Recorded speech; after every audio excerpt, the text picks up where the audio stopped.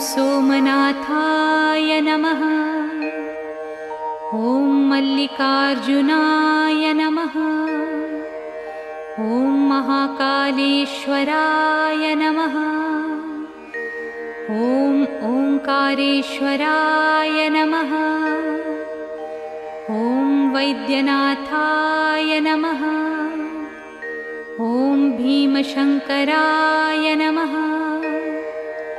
ॐ रामेश्वराय नमः। ॐ नागेश्वराय नमः। ॐ विश्वेश्वराय नमः।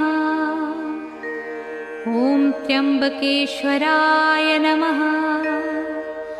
ॐ केदारेश्वराय नमः। ॐ भुस्मेश्वराय नमः।